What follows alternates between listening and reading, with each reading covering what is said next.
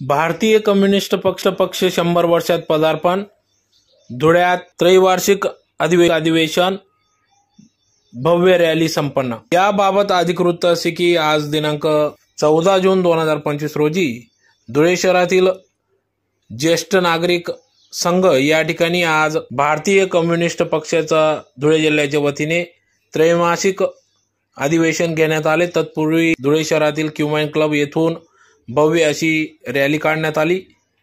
घोषणा देऊन विविध मागण्यांसंदर्भात घोषणा देण्यात आल्या। त्रैवार्षिक अधिवेशनात प्रामुख्याने शेतकरी, कामगार व सर्वसामान्य जनतेच्या हिताच्या प्रश्नांसंदर्भात या ठिकाणी सखोल अशी चर्चा करण्यात येणार असून लोकशाही विरोधी कायदे सध्या राज्य सरकार आणत आहे त्याला विरोध करणे हा महत्त्वाचा विषय असून त्याचबरोबर राज्य सरकार, केंद्र सरकारने कर्जमाफी द्यावी, रोजगार हमी योजना राबवाव्यात, समान वेतन द्यावे, शेतमजुराला पेन्शन म्हणून 3000 रुपये द्यावे, असंघटित कामगार, गटप्रवर्तक, आशा, अंगणवाडी सेविका यांना दरमहा 26,000 रुपये वेतन द्यावे। त्याचबरोबर धर्मनिरपेक्ष लोकशाही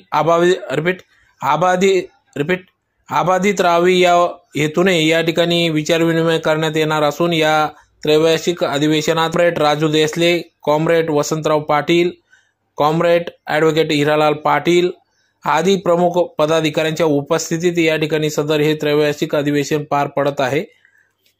तर यावेळेस मोठ्या संख्येने सर्व आशा सेविका, गटवर्तक, अंगणवाडी सेविका, मजूर, कामगार, शेतकरी मोठ्या संख्येने या अधिवेशनात सहभागी झाले होते।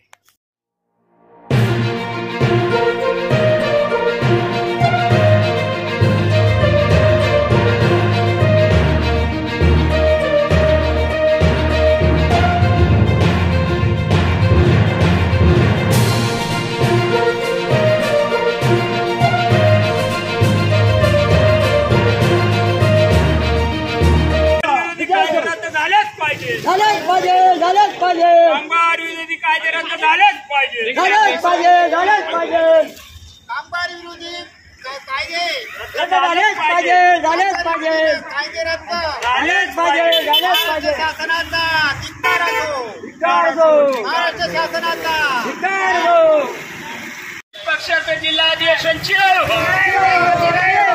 इन्क्लाब जिंदाबाद आज भारतीय कम्युनिस्ट पक्षाचे त्रैवार्षिक जिल्हा अधिवेशन धुळे येथे आयोजित करण्यात आलेले आहे। या अधिवेशनाला आमचे भारतीय कम्युनिस्ट पक्षाचे राज्य सहसचिव कॉम्रेड राजू देसले तसेच आयटकचे उपाध्यक्ष आणि आपल्या अंगणवाडी आपल्या आशा आणि गटप्रवर्तक संघटनेचे राज्याचे अध्यक्ष कॉम्रेड राजू देसले या अधिवेशनाला प्रमुख म्हणून उपस्थित आहेत। तरी ते आपल्या समोर या अधिवेशनाचे मुद्दे आणि अधिवेशन विशेष म्हणजे राज्याचे जे अधिवेशन आहे त्याची जबाबदारी आमचे कॉम्रेड राजू देसले यांनी घेतलेली आहे। ते नाशिकला 22, 23, 24 जूनला होणार आहे। त्या अधिवेशनाच्या अगोदर आम्ही जिल्ह्याचे अधिवेशन घेत आहोत। या अधिवेशनात जे काही विविध ठराव मांडले जातील त्या ठरावाच्या संदर्भात आणि या अधिवेशनाची भूमिका कॉम्रेड राजू देसले यांनी विशेष करायची मी त्यांना विनंती करतो। भारतीय कम्युनिस्ट पक्ष 100 वर्षात पदार्पण करत आहे।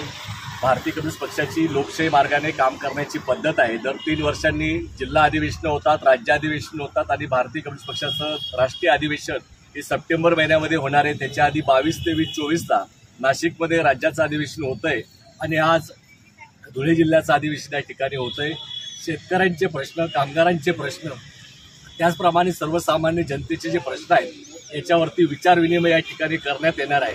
ज्या पद्धतीने राज्यामध्ये सरकार आलेलं आहे आणि लोकांना फसवून सरकार सत्तेवर आलेलं आहे आणि या देशामध्ये लोकशाही विरोधी कायदे करण्याचं काम राज्य सरकार सुद्धा करतंय। जनसुरक्षा कायदा येणार आहे।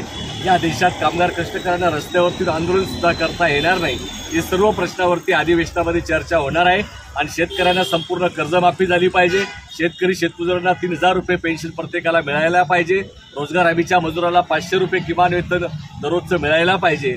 या देशात काम करणारे असंघटित जे कामगार आहेत, आशा, अंगणवाडीचे कर्मचारी, गटप्रवर्तक या सर्वांना 26,000 रुपये किमान वेतन व सामाजिक सुरक्षा लागू करा आदी प्रश्नांच्या वरती ठराव या अधिवेशनामध्ये येणार आहेत आणि या देशामध्ये धर्मनिरपेक्षता त्याचप्रमाणे लोकशाही अबाधित राहण्यासाठी भारतीय कम्युनिस्ट पक्ष संघर्ष करतो आहे आणि याचं प्रतिबिंब या अधिवेशनामध्ये उमटणार आहे।